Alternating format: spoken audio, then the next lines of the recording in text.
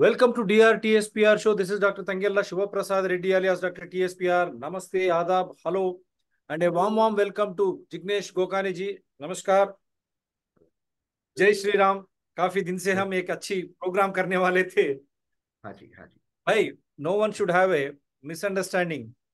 I have toured Pakistan, reported from there. We are not against any communities, but it has to be understood. I am a Hindu by birth. At the same time, we respect and those who believe in other religions too. We say Jai Shri Ram. Nothing against, but at the same time, it is fundamental that we discuss this religion of majority too. And those who don't believe, again we say Jai Shri Ram. No issues. For that reason, after Bala Rama Prana Pratishtha in Ayodhya, I have made a show also. Hindu Sampradaya कितनी महत्व रखती है. हम बोले कि ब्राह्मण है, वैश्य हो, शूद्रा जैसे प्रधानमंत्री को भी प्राण प्रतिष्ठा करने का मौका दिया है ये हिंदू संप्रदाय. इसीलिए हम बोलते हैं जय श्री राम. ऐसे विशिष्ट संप्रदाय हमारे उसमें है. और एक कमेंट भी बताता हूं गार्गे जी के द्वारा, और इंडियन एक्सप्रेस में भी कानून, they said constitution has been belied and all sorts of things. How can a state of head participate? First of all, Indian Express and all those have made it very clear. He is a born Hindu. He has got Maryada towards his belief. And he is not mixing his Maryada belief with the administration. Is there any article or directive principles or wherever it is indirect that a state head should not perform Prana Pratishtha? Make it clear, because we are here to accept. We will accept it very clearly. And Supreme Court after so many years of trial from both the sides, it pronounced a judgment. Based on that, Ram temple has come. This is a different thing. We Hindus have, we say, why are you neglecting Bhadradi Rama? It is sinking. Why you could not go to Ramasetu? And there, Nalambalam. We say Nalambalam. Temples for Ram and brothers in only Kerala, that to Ramapur, such a big pilgrimage, it is ignored. We are questioning our Prime Minister because he is not going. If he was a Prime Minister, I seriously question him. But as a Hindu, going for Prana Pratishtha, I have every right as a Hindu to question him also. As a citizen, I am questioning him. And as a Hindu, I am questioning him. Because only why Hindu temples are under endowment department and government department? What is this nonsense going on? Correct. Whereas other religions are allowed to practice. Correct. Absolute freedom. But how is that Hindu belief faith? That is why I question him. That he went to Ramasetu, but he forgot to visit Bhadradri Rama and Nalambalam also. Only temples for Rama and brothers in Ramapuram, because their communist government, they don't want to adopt, we find, because so much of revenue Shabarimala Ayyappa is giving them throughout the year, Guruvayur Krishnan. But still again, Rama is also there, Nalambalam.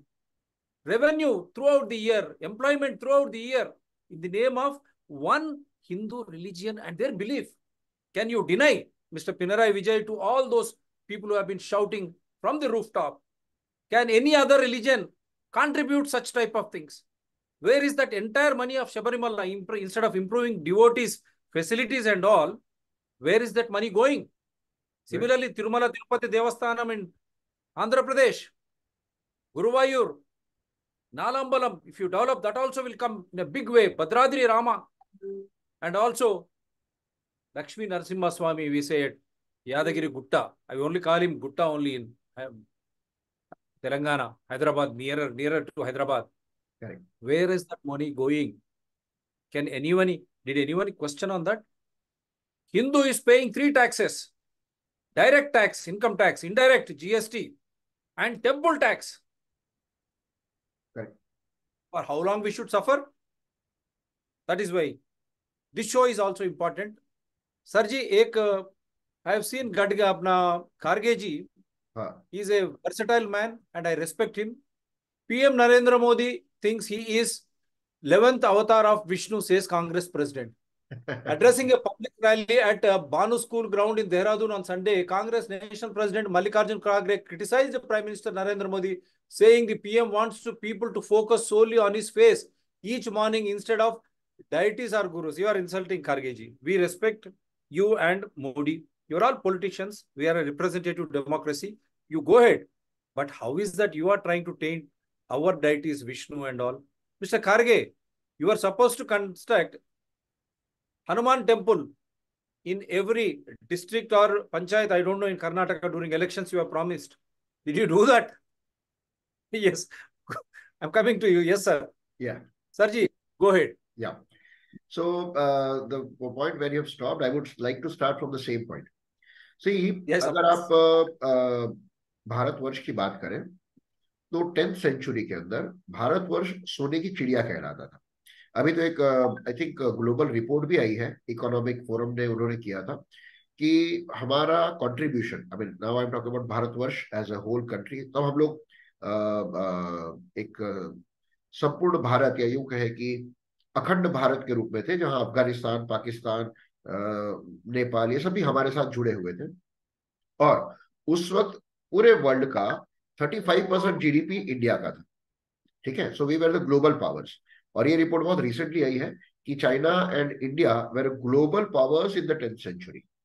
अब होता ये है कि जहां पे बहुत ज्यादा prosperity होती है वहां पे सारे चोर और डकैत आते हैं चोरी करने के लिए। कभी आपने देखा कि स्लम एरिया में जाके बहुत चोरी हुई हो? ठीक है, चोरी हमेशा वहां होती है जहां पे अच्छे रेप्यूटेड लोग, बंजारा हिल्स से, जुबली से, हैदराबाद पॉइंट ऑफ व्यू बात करूं तो। सो उसी प्रकार पूरे विश्व में सबसे ज्यादा प्रॉस्परस और सबसे ज्यादा रिच लोग जो थे वो हिंदू लोग थे या सनातन थे, जिसको मैं अखंड भारत कहूंगा। तो उस वक्त लोग यहाँ पे चोरी करने आते थे in the form of invaders.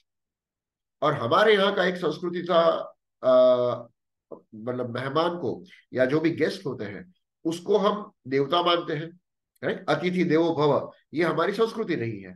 तो हम लोग जो बाहर से लोग आते थे उनको शेल्टर देते थे या उनको खाना पीना देते थे, उनको रहने की, कि भाई आप ठीक है, आपकी जो भी बेसिक नेसेसिटी आप ले लीजिए। अब उसे धीरे धीरे वो अपना हक समझने लगे, उसके ऊपर वो अपना आधिपत्य समझने लगे। और इस प्रकार धीरे धीरे 10th सेंचुरी से लेकर के 20th सेंचुरी तक बहुत कुछ ऐसा हुआ जिसके अंदर अखंड भारत में से आज जो भारत बचा हुआ है उतना ही हिस्सा है। इसके अंदर मुस्लिम इन्वेडर्स भी आ गए और ब्रिटिशर्स भी आ गए। तो अगर हम हिस्ट्री में जाएंगे तो बहुत लंबा हो जाएगा। But what you are trying to say कि जो ब्रिटिशरों ने और इन्वेडर्स ने जो लॉ तब लगाए थे, तब जजिया होता था जब मुस्लिम इन्वेडर्स होते थे कि हिंदू के ऊपर टैक्स लगाते थे। यानी ये न के प्रकार हिंदू की प्रॉपर्टी को कैसे कब्जा करना, उसके ऊपर कैसे अटैक करना, इसके लिए इन्वेडर्स थे। यानी मुसलमानों ने कुछ, जैसे वो लोग मंदिर तोड़ करके मस्जिद बना लेते थे, या फिर वो मंदिर का जो भी अमाउंट आता था वो खुद रख लेते। बहुत सारी ऐसी चीजें थी। यही चीज ब्रिटिशरों ने की कि ब्रिटिशरों ने एंडोमेंट एक्ट लगाया। अब कांग्रेस ने भी आफ्टर इंडिपेंडेंस ये एंडोमेंट एक्ट को कंटिन्यू किया। यानी कांग्रेस भी anti Hindu and pro Muslim policy के ऊपर पिछले 70 साल से चल रही है। तो आपने जो खड़गे जी का जो स्टेटमेंट दिखाया वो उसी चीज को दिखाता है कि ये एक जो मानसिकता थी, यानी 1947 से लेकर के 2014 तक भारत को इंडिपेंडेंस मिला था लेकिन हिंदुओं को इंडिपेंडेंस नहीं मिला था। आपने जो भी बातें कही, मोदी जी भी आके 10 साल रहे, उन्होंने भी कुछ नहीं किया। नहीं, मोदी जी ने हिंदू का इंडिपेंडेंस किया।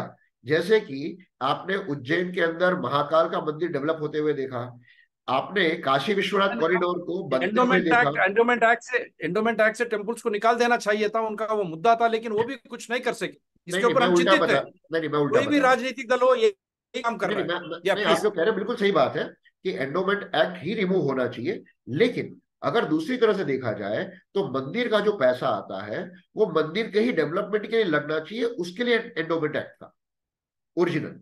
तो अभी गवर्नमेंट अगर ये कर रही है कि जो मंदिर में जो पैसा आ रहा है, जो मंदिर में जो चढ़ावा आ रहा है, उसी मंदिर के पैसे से मंदिर के डेवलपमेंट के लिए काम होता है, तो ये भी अच्छी बात है। पहले क्या होता था 2014 के पहले कि हिंदू टेम्पल बोर्ड में जितना पैसा आता था वो फिर चर्च और मदरसास के अंदर वो डिस्ट्रीब्यूट किया जाता। जैसे कर्नाटका का पूरा ऑफर एक फिगर था कि 890 करोड़ रुपीस उसमें रिसीव किया, 550 करोड़ मतलब ये हम शो में बताया, हम हाँ, एक शो भी किया, इसमें बताया करेक्ट। भी, कर्नाटक में ये एक उदाहरण लिया फिगर्स है। अवेलेबल है यूट्यूब के ऊपर और सब जगह अवेलेबल है ये फिगर्स। तो ये रिकॉर्ड है कोई वो, भी इसको, हाँ, anyone can check.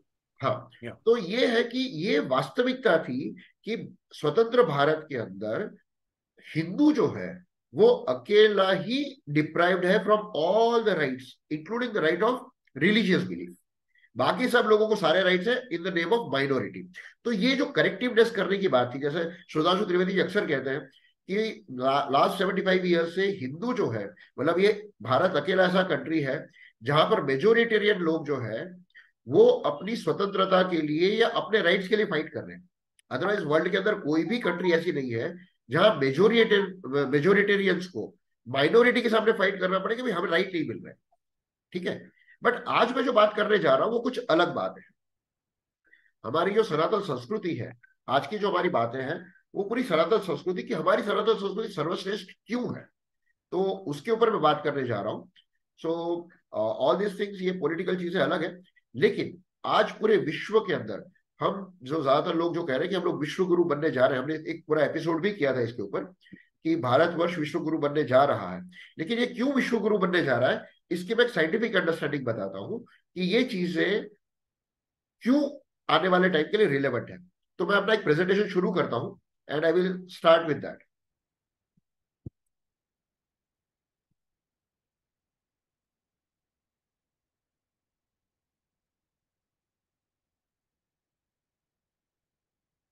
Is it visible? It is visible sir, please go या अहेड। या सो द होली साइंसेस, यानी हर एक रिलीजन जो है, हर एक संप्रदाय जो है, हर एक जो भी पंथ है, संप्रदाय है, इन सभी संप्रदायों का भी अपना एक साइंस है, अपना एक लॉजिक है। अब ज्यादातर हम इसको बिलीफ सिस्टम में डाल देते हैं, इसलिए हम इसका साइंस नहीं समझते हैं। लेकिन ये जो हम प्रेजेंटेशन करने जा रहे हैं, ये हर सनातन संस्कृति के लिए या हर उसके लिए, ये हर रिलीजन का क्या साइंस है उसके ऊपर हम लोग बात करने जा रहे हैं। सो इसका मैंने टाइटल दिया है होली साइंस। ओरिजिनल बुक है the new paradigm of living with ancient wisdom. So अगर हम बात करें कि ये प्रेजेंटेशन क्या है, हम किसके ऊपर बात करने जा रहे हैं, so you can see over here कि आई एम सॉरी,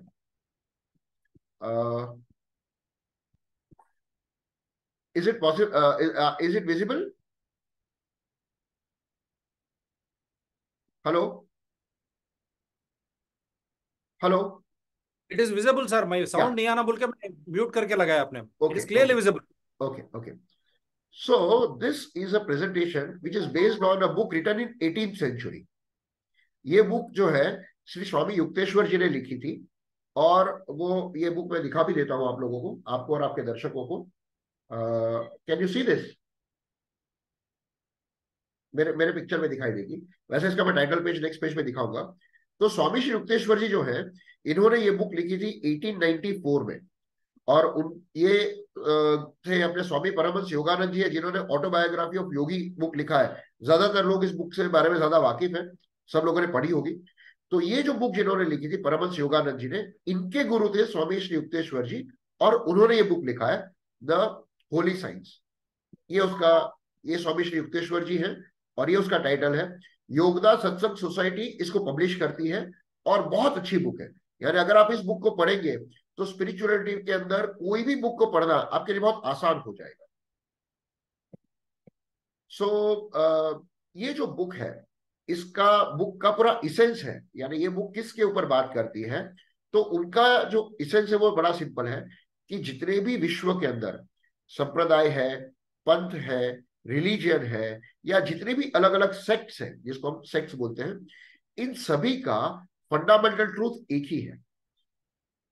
ये जो पूरा विश्व है, यानी हमारे अंदर का जो विश्व होता है जिसको हम इंटरनल वर्ल्ड बोलते हैं, और जो बाहर का विश्व होता है जिसको हम एक्सटर्नल वर्ल्ड बोलते हैं, इन दोनों ही वर्ल्ड के बीच में इंसान को कैसे बिहेवियर करना चाहिए, उसको कैसे काम करना चाहिए, ये सभी रिलीजियन, सभी धर्म, सभी पंथ इसी के ऊपर बात करते हैं। एंड फाइनली कोई भी सनातन धर्म से लेकर किसी भी पंथ का, किसी भी धर्म का कोई भी स्क्रिप्चर उठा लीजिए, वो लोग बेसिक बात एक ही करते हैं कि अल्टीमेटली ऑलमाइटी भगवान या सर्वशक्तिमान एक ही है। ठीक है, इसलिए कई बार मोदी जी के भाषण के अंदर हम लोग सुनते हैं कि एकम सत्य बहुआ मतलब उनका जो कहने का मतलब है कि सत्य एक ही है, लेकिन अलग अलग जानकार लोग उसे अलग अलग वे में डिफाइन करते हैं। एकम सत बहुआ बहु वेदा वदंती, ऐसा कुछ संस्कृत में है वो, मैं एग्जैक्टली भूल गया वो सुप्रसादानी, लेकिन उसका मतलब ये कि भगवान हमेशा एक है, उनका डेफिनेशन करने का तरीका अलग अलग होता है। अगर मैं इसको सिंपल भाषा में समझाऊं तो हर स्क्रिप्चर का मतलब ये जो बुक है, जो आज का हमारा प्रेजेंटेशन है, इसका फंडामेंटल तीन हिस्सों में हम डिवाइड कर सकते हैं। नंबर एक, जितने भी लिविंग क्रिएचर है, मतलब इंसान से छोड़कर जानवर भी जो है, या पशु पक्षी है, या पेड़ पौधे हैं, इन सभी लिविंग क्रिएचर के अस्तित्व का कोई फंडामेंटल रूल होता है, कोई फंडामेंटल पर्पस होता है। दूसरा, कि जितने भी संप्रदाय है, जितने भी सेक्ट है, जितने भी रिलीजियन है, ये सभी सब लोगों को एक बेटर लाइफ कैसे जीनी चाहिए जब तक वो जिंदा है, यानी सोसाइटी में किस तरह से बिहेव करना चाहिए ताकि दूसरे लोगों को आप असुविधा ना करो, और आपको अपने साथ साथ अपने आजू बाजू के एनवायरमेंट को भी कैसे हैंडल करना चाहिए, ये सभी रिलीजन या संप्रदाय का टीचिंग होता है। और तीसरा और सबसे इंपॉर्टेंट, जिसके ऊपर हम लोग आज का पूरा फोकस रखने जा रहे हैं, और वो है कि fundamental and most scientific way of time calculation. ज्यादातर हम लोग टाइम के ऊपर बहुत सारी डिस्कशंस करते हैं, 15वीं शताब्दी, 13वीं शताब्दी, 12वीं शताब्दी, 11 शताब्दी, 9वीं शताब्दी, 21वीं शताब्दी, लेकिन ये जो टाइम फ्रेम होता है, इस टाइम को जो डिफाइन करने का जो तरीका है वो क्या है, उसके ऊपर भी हम लोग आज लोग थोड़ा सी डिटेल में बात करेंगे।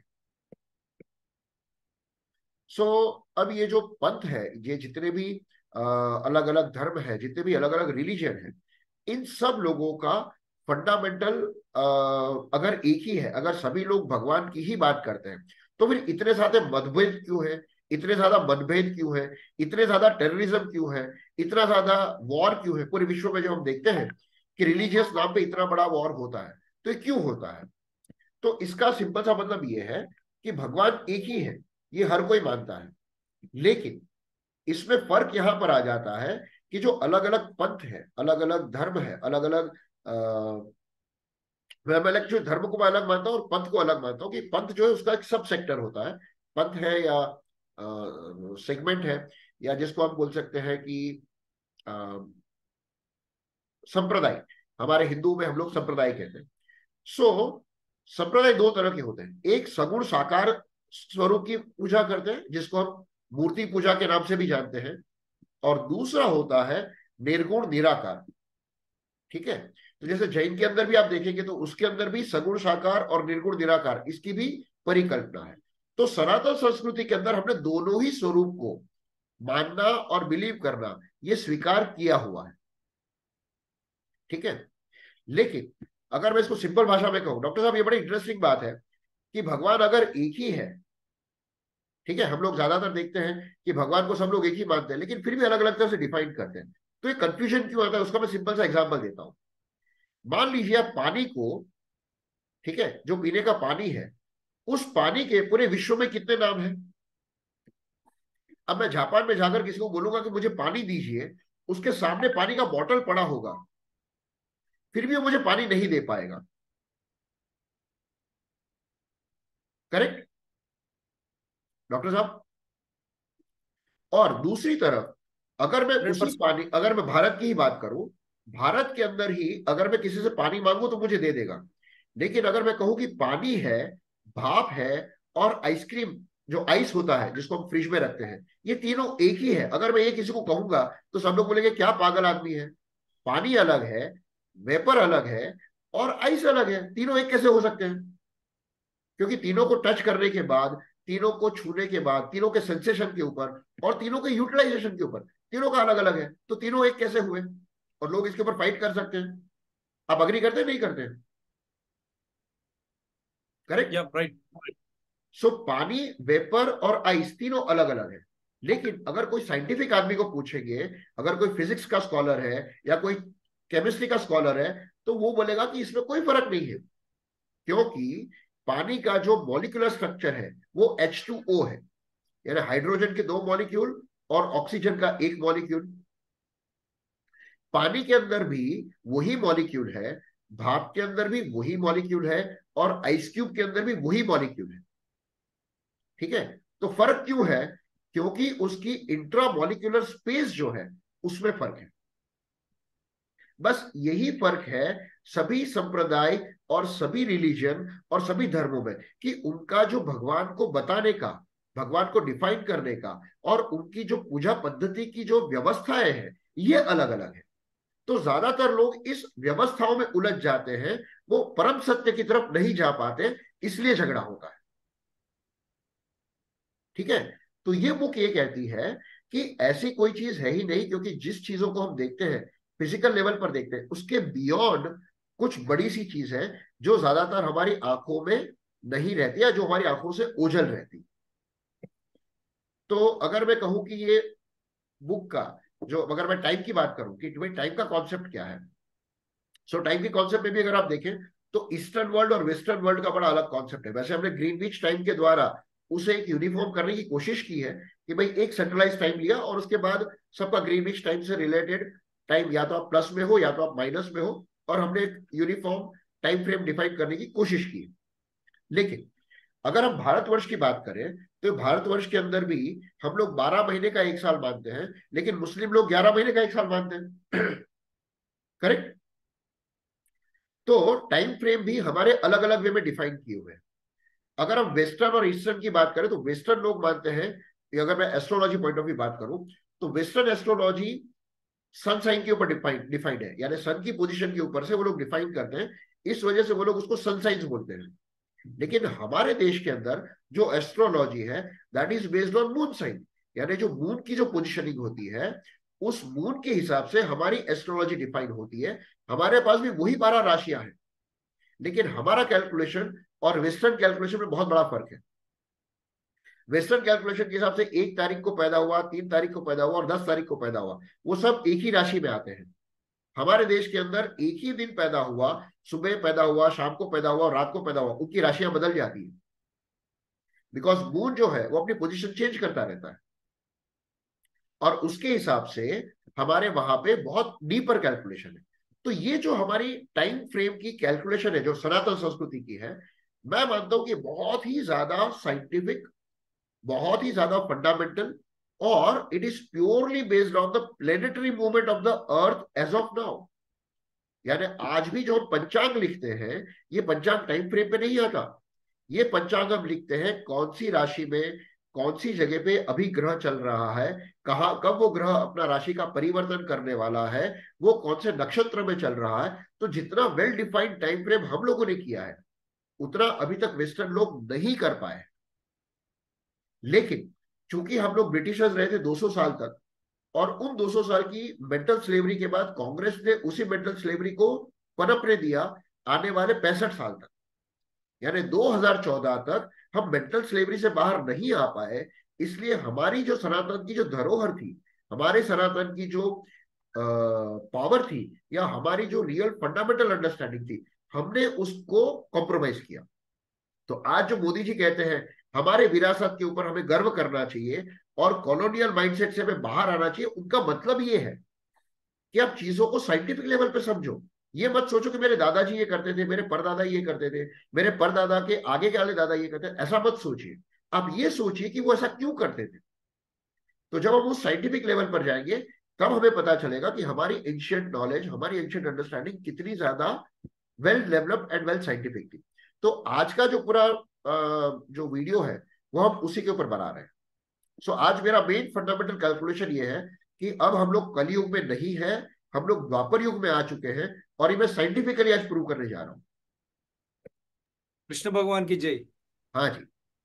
अब मैं थोड़ा टाइम फ्रेम पे जाऊं उससे पहले थोड़ा सा एक कॉन्सेप्ट बता देता हूँ कि ये जो बुक लिखी गई है, ये जो स्वामी शिवतेश्वर जी ने जो बुक लिखा था होली साइंसेस, ये बुक क्यों लिखी गई थी, उसका पर्पस क्या है। इस पूरे बुक के अंदर 4 सेगमेंट दिए हुए हैं, और इस पूरे बुक का पर्पस ये है कि हर इंसान को पता ये चलना चाहिए कि वो यहाँ पर क्यों पैदा हुआ है। ठीक है।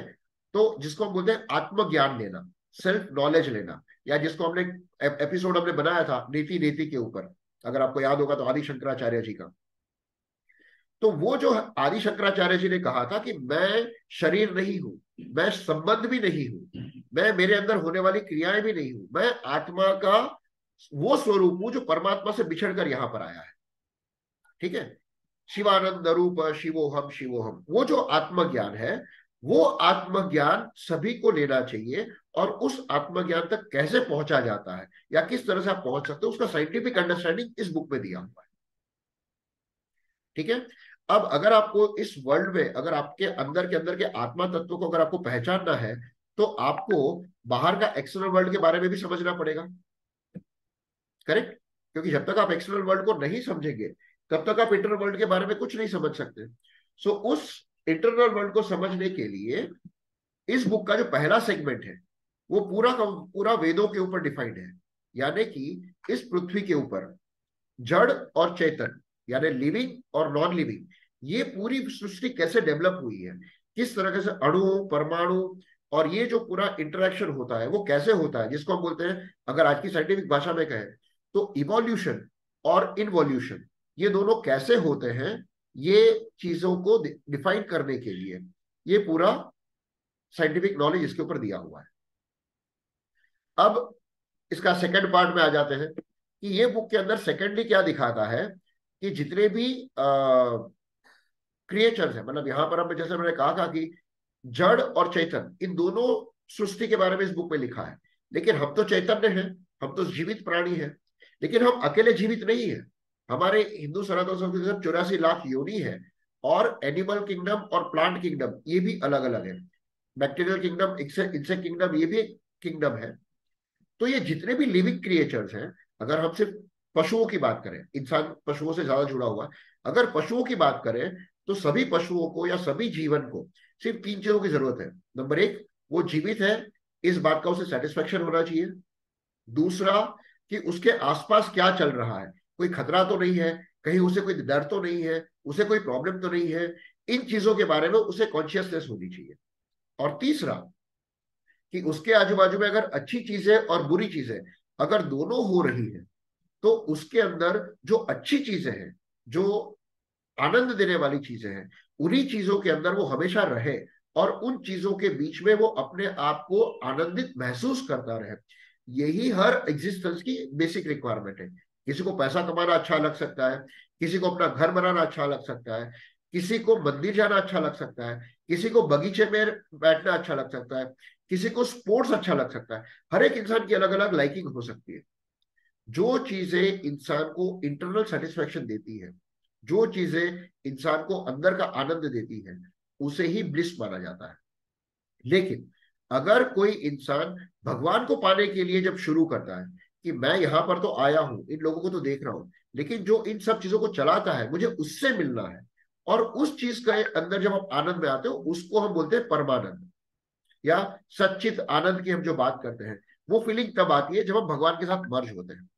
सो ये जो बुक है, ये बुक का जो ऑब्जेक्टिव है, ये सेकंड पर्पस जो है, यानी किस तरह से हमारा एग्जिस्टेंस का पर्पस होना चाहिए, ये डिस्कशन इसके सेकंड सेक्शन में है। और जो थर्ड सेक्शन है, वो ये कहता है कि किस मेथड से, यानी हम जिस संप्रदाय की और जिस पंथ की जो बात करते हैं, उसमें जो अलग अलग रास्ते बताए गए हैं भगवान को पाने के, वो अलग अलग रास्ते क्या हो सकते हैं, कैसे हो सकते हैं। यानी कि आप मूर्ति पूजक हैं तो आपके लिए क्या हो सकता है, और आप निर्गुण निराकार पूजक हैं तो आपके लिए क्या हो सकता है, उसके क्या क्या रास्ते हो सकते हैं, वो सब ये third section of the book में ये पूरा डिफाइन किया हुआ है। और जो फोर्थ सेक्शन है इस बुक का, वो अल्टीमेटली ये है कि अगर आप भगवान को पा भी लोगे, तो भगवान आपको सामने, जैसे आप मुझे देख पा रहे हैं या मैं आपको देख पा रहा हूं, वैसे तो नहीं दिखेंगे, क्योंकि भगवान तो स्पंदन के स्वरूप में है, एनर्जी के फॉर्म में है। तो आपको उस एनर्जी को महसूस करना होगा, जिस एनर्जी से आप भगवान को महसूस कर सकते हैं।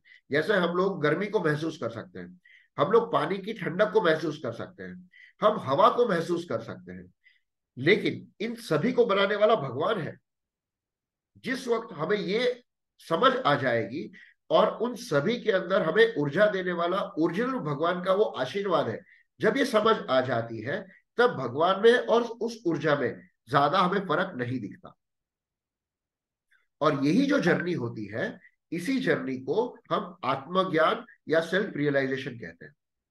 जो ऋषि मुनि अपना विश्व के अंदर जो समाज को छोड़ करके जब वो जाने की कोशिश करते हैं, वो इसी एनर्जी वर्ल्ड, या जिसको हम बोलते हैं मटेरियल वर्ल्ड और नॉन मटेरियल वर्ल्ड, इन दोनों की जो कनेक्टिंग लिंक है उसे ही समझना अल्टीमेटली स्पिरिचुअलिटी या हमारा सनातन सनातन संस्कृति का फंडामेंटल।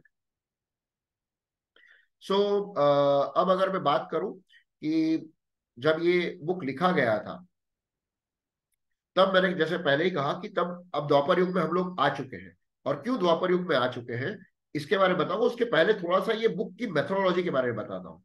तो ये बुक कैसे लिखी गई है, तो इस बुक के अंदर इसकी मेथोडोलॉजी ऐसी है कि उसका फर्स्ट श्लोक संस्कृत में है, फिर 3-4 लाइन में उस संस्कृत में उसको इंग्लिश में उसको डिफाइन किया गया कि ये संस्कृत का श्लोक क्या बोल रहा है।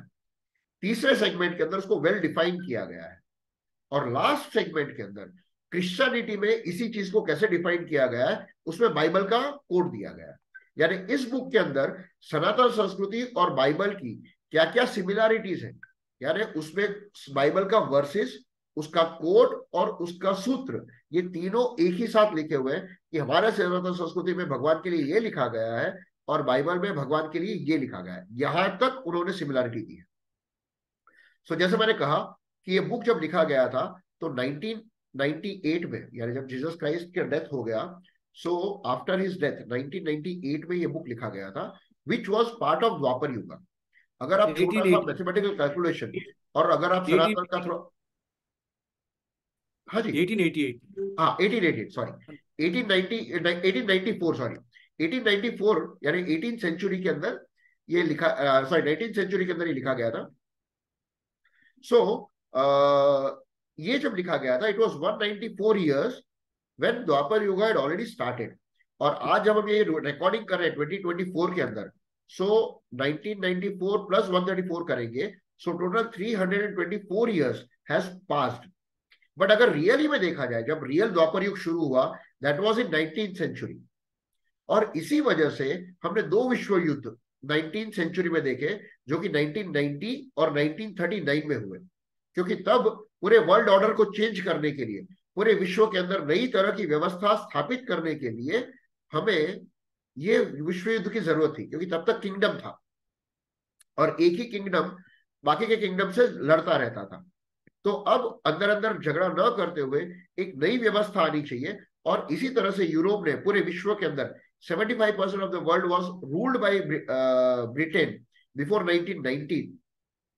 ठीक है, फिर फर्स्ट विश्व युद्ध के बाद और सेकंड विश्व युद्ध के बाद धीरे धीरे फिर वो डिवीजन हुआ, फिर अमेरिका पैदा हुआ, यूके पैदा हुआ, और आज जो हम G5 या G7 और आज जो हम G20 या G21 की बात करते हैं, ये उसी द्वापर युग के नए सिस्टम की वजह से होने वाली घटना है। वो अपने अपने समय पर हो रही है, क्योंकि अब समय परिवर्तन का चक्र शुरू हो चुका है। अब हम डिफाइन कैसे करते हैं, तो युगों को हम कैसे डिफाइन करते हैं, इसके ऊपर हम लोग एक अलग से सेशन लेंगे, क्योंकि हमने कहा है कि हम 2 सेशन में इसको रिकॉर्ड करेंगे। तो मैं थोड़ा सा पहले युग का डेफिनेशन बता देता हूं, फिर हम सेकंड सेशन पे जाएंगे। कि अगर हम एस्ट्रोनॉमी और एस्ट्रोलॉजी के हिसाब से कहें, तो भारत का जो एंशियंट नॉलेज है वो बहुत साइंटिफिक है, और मैं ऐसा मानता हूं कि it is a mother of all the sciences. विश्व में जितने भी साइंस है, इन सबकी जननी जो है वो भारत और सनातन संस्कृति का साइंस है। सो अगर हम हमारी ओरिएंटल एस्ट्रोनॉमी के हिसाब से देखें, तो हमारी जो पृथ्वी है, ये पृथ्वी अपने मून के साथ, यानी हमारा जो चंद्रमा है, सिर्फ वही नहीं, जो 9 के 9 प्लेनेट है, यानी गुरु, सैटर्न, वीनस, मर्क्यूरी, इन सबके में अपने सब प्लेनेट्स हैं। इन सब प्लेनेट के साथ वो सूर्य का चक्कर लगाती है, और एक चक्कर लगाने में सभी प्लेनेट को अलग अलग समय लगता है। जैसे अगर हम अर्थ की बात करें तो अर्थ को 12 महीने लगते हैं। अगर जुपिटर की बात करें तो जुपिटर को सूर्य का पूरा चक्कर लगाने में 12 साल लगते हैं। अगर हम सैटर्न की बात करें तो सैटर्न को सूर्य का पूरा चक्कर लगाने में 30 साल लगते हैं।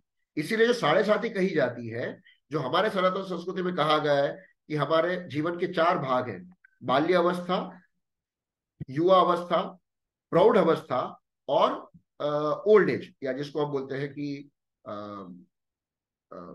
मतलब वृद्ध अवस्था। ठीक है, तो ये 4 अवस्थाएं इसी सैटर्न के बेस पे ऊपर है, क्योंकि हर 22.5 साल के अंदर आपके जीवन में कुछ उथल पुथल होती है, और वो समय होता है जब आपको अपनी जिम्मेदारी छोड़ करके अपने बेटे को जिम्मेदारी देकर के आपको वहां से हट जाना चाहिए, क्योंकि उस वक्त के 5 साल आपके जीवन के लिए बहुत चैलेंजिंग होते हैं, जिसको हम भारतीय भाषा में साढ़े साथी कहते हैं। ठीक है। तो आप जो कुछ भी कर रहे हो पिछले 22 साल से, उन 22 सालों के अंदर आपके अंदर एक बहुत बड़ा परिवर्तन आएगा। सो आपको अपनी नेक्स्ट जनरेशन को दे करके आपको वहां से स्टेप आउट करके आपको दूसरी जगह पे शुरुआत करनी चाहिए।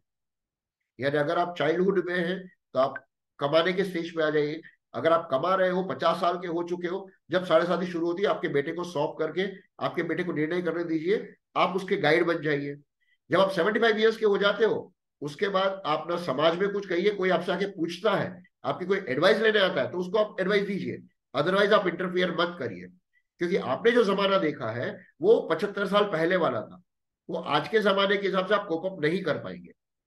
लेकिन समस्याएं जब आती है, आज की पीढ़ी को जब समस्याओं की समाधान की जरूरत पड़ती है और आपके पास आते हैं, तो आपको अवश्य उन लोगों को समाधान देना चाहिए।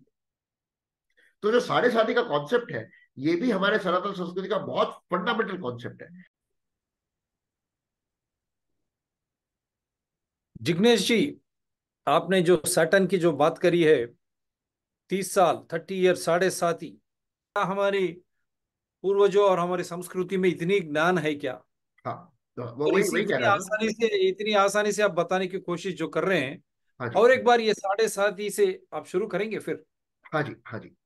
तो साढ़े साथी जो मैं बता रहा था, उसका मतलब ये है कि आदमी का जब खराब समय शुरू होता है, जिसको हम बोलते हैं कि एक जो भी आप जिस पेस पे चल रहे हो, आप समझ लीजिए कि आपकी गाड़ी अचानक 120 150 की स्पीड पे चल रही है, और अचानक रोड में बड़ा सा कुछ खड्डा आ जाता है, बड़ा सा स्पीड ब्रेकर आ जाता है, आप कंट्रोल नहीं कर पाते हो, और उसके बाद आपकी गाड़ी उछल करके कहीं पर भी गिरती है।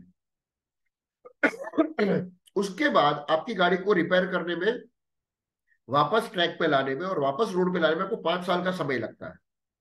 इसको हमारे संस्कृति में साढ़े सात ही कहा गया है। तो सैटर्न जो है, जब सूर्य के आसपास जब घूम रहा है, तो 22.5 साल तक आपका अच्छा बुरा या मॉडरेट टाइम चलेगा। लेकिन साढ़े साथी के समय में आपका समय 100% चैलेंजिंग आएगा, जिसको बहुत सारे लोग बोलते हैं कि आपको ग्राउंड रियलिटीज, यानी आपके आजू बाजू का जो गुड्डी गुड्डी वर्ल्ड है, वो रियल वर्ल्ड कैसा है, अगर आपको ये देखना है, तो आपको तभी समझ आएगा जब आप साढ़े साथी में हो। तब तक आपकी अंडरस्टैंडिंग इस वर्ल्ड के बारे में, इस माया के बारे में बहुत डिफरेंट होगी। अगर दूसरी तरह से कहूं, तो भगवान हमें 3 बार ये मैसेज देते हैं कि इस पूरे माया और इस संसार से बाहर निकल करके जो रियलिटी है, उसके ऊपर ध्यान दो। तो पहला साल आता है 20-25 साल के आसपास का, मतलब 20 से 30 साल के बीच में। दूसरा समय आता है 50 से 60 के बीच का। और तीसरा जो समय आता है, वो आता है 70 to 80s के बीच में, जब हम ज्यादातर ये दुनिया छोड़ करके जाने की बात करते हैं। तो एक हर बार और एक इंसान, बार दोहराएंगे सर, और एक बार दोहराएंगे ये। मैंने कहा कि साढ़े साथी जो है, वो एक तरह का इंडिकेटर है कि ये जो मोह माया है, ये जो समाज है, इसमें हमारी जो अंडरस्टैंडिंग है, उससे बाहर निकलने का भगवान का ये इंडिकेटर है। तो पहला इंडिकेटर आता है 20 साल से 30 साल के बीच में। दूसरा इंडिकेटर आता है 50 से 60 साल के बीच में। और तीसरा इंडिकेटर आता है 80 to 90 के बीच में, या 70 to 80s के बीच में। सबका अलग अलग टाइम फ्रेम के हिसाब से है, लेकिन अल्टीमेटली उसकी साढ़े साथी उसके जीवन के हिसाब से, उसके कैलकुलेशन के हिसाब से, यानी हर 25 साल में उसके जीवन में परिवर्तन आएगा, आएगा और आएगा। ये हमारे सनातन संस्कृति के अंदर पहले से लिखा हुआ है, जो हम नहीं समझते। फिर हम एस्ट्रोलॉजी के पास, ज्योतिष शास्त्र के पास जाते हैं, फिर बोलते हैं ये पहनने से क्या होता है। जैसे आपने अमिताभ जी का भी एक बार देखा होगा कि अमिताभ जी ने किसी फंक्शन में कहा था कि एक समय आया था कि मेरा पूरा खत्म हो गया था, मेरी कंपनी लॉस में चली गई थी, मेरा बंगलो था वो, उसको बेचने की जरूरत पड़ गई थी। तो वो उसी साढ़े साथी का प्रभाव था जो हर इंसान को आता है। वो राजा के ऊपर भी वही साढ़े साथी आती है, और रंग के ऊपर भी वही साढ़े साथी आती है, वो किसी को नहीं छोड़ती। इसीलिए शनि महाराज को न्याय का देवता माना गया है। वो छोटा बड़ा ऊंचा नीच कुछ नहीं देखते। इसी प्रकार जब हम पृथ्वी की बात करें, तो एक पृथ्वी जब पूरे सूर्य का चक्कर लगाती है, तो ये पूरा चक्कर लगाने में 365 डेज होते हैं। और हमारे देश के अंदर जो 6 सीजन्स आती है, वो 6 सीजन्स इसी चक्र की वजह से है। इसी वजह से पूरे विश्व में अगर आप देखने जाओगे, तो एशिया, यूरोपियन कंट्रीज, आप किसी को भी कंपेयर कर लो, जितना सीजन का वेल डिफाइंड चार्ट इंडिया के पास है, उतना वेल डिफाइंड चार्ट किसी के पास नहीं है। और आपको एक इंटरेस्टिंग बात बताता हूं। आपको पता है हमारे देश के अंदर कुंभ मेला होता है? हमारे देश में कुंभ मेला होता है ना? बड़ी तरीके से होता है। कुंभ मेला क्यों होता है पता है आपको?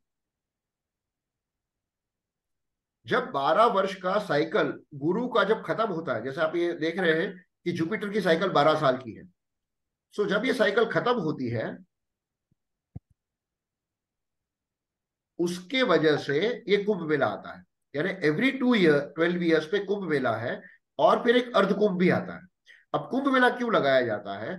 कि जो लोग वर्ल्ड को रिनाउंस करके, मतलब वर्ल्ड को छोड़ करके भगवान की प्राप्ति के लिए जो संन्यास आश्रम की तरफ चले गए, जिसको आप ऋषि मुनि कह सकते हो, हमारे संत कह सकते हो, जो लोग उस लेवल पे चले गए हैं, उन्हें बहुत सारी चीजें समझ में आती है। और जो व्यक्ति अभी अभी संसार में बैठ फंसा हुआ है, यानी अपने परिवार को लेकर के बैठा है, बिजनेस लेकर के बैठा है, उसे आने वाले भविष्य को लेकर चिंता होती है कि आने वाले समय में क्या होगा, कैसे होगा। तो इन दोनों को एक दूसरे का एक्सचेंज जरूरी है। यानी जिसने अपना संसार छोड़ करके भगवान को प्राप्त कर लिया है, जिसका भगवान के साथ थोड़ा कनेक्टिविटी होती है, और जो इंसान अपने संसार में रह करके भगवान की कृपा प्राप्त करना चाहता है, इन दोनों को मिलने की कोई जगह होनी चाहिए। इसी मिलने की जगह को तीर्थ स्थान कहा जाता है। सो हमारे देश के अंदर तीर्थ स्थानों का बड़ा महत्व होता था। जो भगवान राम का अभी जो मंदिर बना है, ये तीर्थ क्षेत्र क्यों बना है? कि जो आदमी परेशान है, जो आदमी अपने जीवन में परेशान हो जाता है और उसे ब्लेसिंग्स की जरूरत होती है, उसे भगवान के सपोर्ट की जरूरत होती है, तो वो तीर्थ स्थान जाता है और वहां जाकर के अपनी जो भी प्रॉब्लम्स है वो भगवान को बोलता है और भगवान उसका सोल्यूशन करता है। सो अब ये जो तीर्थ स्थान होते हैं, अगर साधु सन्यासी और नॉर्मल लोग, इन दोनों को अगर मिलना है, तो उसको मिलने की सबसे अच्छी जगह होती है कुंभ मेला। इसीलिए आज भी कुंभ मेला में शाही स्नान कहा जाता है। आपको पता है शाही स्नान किसको कहते हैं? पुराने जमाने हम्म। में राजे रजवाड़े जो रूलर्स होते थे, वो रूलर्स आकर के ऋषि मुनि से ज्ञान प्राप्त करते थे कि आने वाले 12 साल में हमें क्या करना चाहिए, जिससे हमारी प्रजा, हमारी सोसाइटी या हमारा राज्य सुख शांति और समृद्धि से भरा रहेगा। ये एडवाइस लेने के लिए राजे रजवाड़े आते थे ऋषि मुनि के पास, लेकिन वो डायरेक्टली नहीं जा सकते। इसलिए कुंभ मेला के अंदर आपने देखा होगा, ज्यादातर कुंभ मेला नदी के किनारे पे होता है। तो वो पहले नदी में जाकर के स्नान करते हैं, अपने आप को शुद्ध करते हैं, पवित्र करते हैं, उसके बाद वो उस एडवाइस के लिए जाते हैं। इसलिए उसको शाही स्नान कहा जाता है। और उसी शाही स्नान के बाद कुंभ मेले की शुरुआत होती है। आप कहीं पर भी हम्म। कुंभ मेला देख लीजिए, जिस वक्त शाही स्नान हो गया उसका भी मुहूर्त होता है कि इसी मुहूर्त में शाही स्नान तय करना है।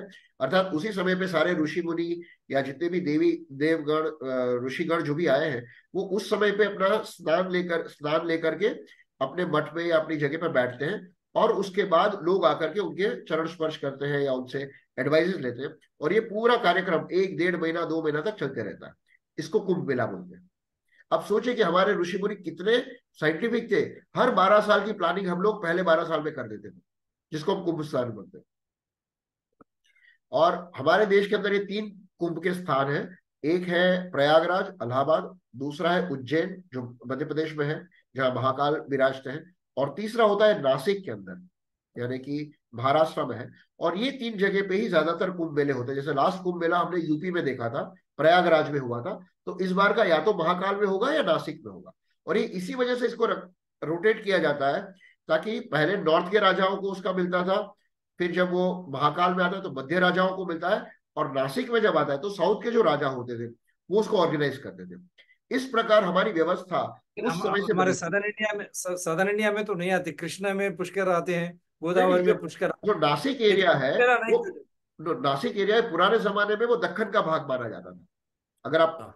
अगर आप पुराने जब 1947 के पहले का हिस्सा अगर आप देखें, जब 14 स्टेट्स होते थे, तो हैदराबाद हाँ। का जो स्टेट होता था, it used to get extended up to that areas. नहीं। सो उस बट तरीके वेरी से हमारी सिमिलर। व्यवस्थाएं ऐसी थी कि north north India, mid India और साउथ इंडिया, इन तीनों लोगों को हर 12 साल के अंदर ये सारे ऋषि मुनि को आवाहन करने का, उनकी मेजबानी करने का, उन लोगों को मेहमान बनाने का ऑफर, मतलब चांस मिलता था। सो अब हम लास्ट पॉइंट पे आते हैं कि जो युगा है, कि युग हम कैसे डिफाइन करते हैं। जिस प्रकार मैंने कहा कि हमारा जो सन है उसके आजू बाजू सारे प्लैनेट्स, यानी अर्थ है, जुपिटर है, सैटर्न, ये सब अर्थ के आजू बाजू घूमते रहते हैं। लेकिन बहुत कम लोगों को पता होगा कि सूर्य भी किसी चीज की परिक्रमा करते हैं। यानी कि जो हमारा सूर्य है वो मिल्की वे, यानी हमारी जो आकाश गंगा है, उस आकाश गंगा के अंदर भी वो भ्रमण कर रहा है। और जैसे हमारी गैलेक्सी आकाश गंगा या मिल्की वे है, उसी प्रकार और भी 2 या 3 गैलेक्सीज हैं जो पूरे ब्रह्मांड में घूमती रहती है। और ये जो भ्रमण है वो किसी एक सेंटर के आसपास होता है। उस सेंटर को विष्णु नाभि कहा गया है। यानी कि एवरी 24,000 ईयर्स के अंदर ये पूरा साइकिल कंप्लीट होता है सूर्य का विष्णु नाभि के आसपास। और ये जो 24,000 ईयर्स का जो पूरा एक समय है, इसके अंदर सतयुग, त्रेता, द्वापर और कली, इसकी एक साइकिल, और वापस कली, द्वापर, त्रेता और सतयुग, ऐसी 2 साइकिल जब कंप्लीट होती है तब 24,000 का 1 ईयर कंप्लीट होता है, जिसको हम बोलते हैं कल्प। यानी 24,000 का एक कल्प होता है। अब इसके बाद जब नेक्स्ट टाइम जब मैं बात करूंगा, हम लोग जब नेक्स्ट टाइम बैठेंगे तब हम इसको डिटेल में बात करेंगे कि ये जो युग की जो परिभाषा है, जो मैं कह रहा हूं कि हम लोग द्वापर युग में आ चुके हैं, तो हम ये द्वापर युग में कैसे आए हैं और ये मैं कैसे कह रहा हूं, इसकी हम साइंटिफिक अंडरस्टैंडिंग नेक्स्ट एपिसोड में बात करेंगे। Wonderful sir, wonderful. I think this is highly knowledgeable and I want all the slides आज जो भी बताएं एक बार आप स्क्रीन पे दोहराएंगे 1-2 मिनट में, ताकि लोगों को समझ में आए, people understand once you just go through the slides, because such vital information how our civilization is truly scientific and logically correct. That is why we say truth. Yes. It is truthful. Only truth will prevail. And Yeah. we have been learning what our Hindu Sampradaya Samskruti is all about, and we said holy science. That is why we just wanted to prove to the world, more than that, to every Indian Hindu. First, if they understand, making others to understand, our own other Indians from different religions, it becomes very, very easy. Once they understand, then India will understand. Once India understands whatever is there in our ancient civilization, how scientific, how relevant, how holy it is, then the rest of the world will follow. That is why every time people keep using Vishwaguru, Vishwaguru. Vishwaguru evolves through this beautiful ancient philosophy, which connotes itself with true science. Thank you very much. Do support DRTSPR channels, Citizen DRTSPR channel, Environment People DRTSPR channels. They're all in larger public interest only. And thanks to Jignesh ji again for a wonderful presentation. Wonderful.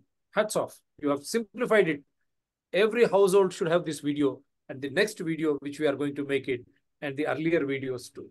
Because we try to bring you the simplified form of our old traditions, civilization. You called Vedas, Dharmic, whatever you call. We try to put every such information in a simplest way, the commonest of the commonest can understand. So do support DRTSPR channels, and anyone, if you have anything to speak with evidences, you come forward and you can call me directly on 9440465339. And I will ask our guest Jignesh ji to come. We can discuss, because this is what democracy is all about. We say Ramarajya. Ramarajya is nothing but democracy, Loktantra, Prajaswamyam. So that is why we believe in that. Anyone can challenge us. And the same number 9440465339 has both Google Pay and Phone Pay too, if you want to support. Thank you very much.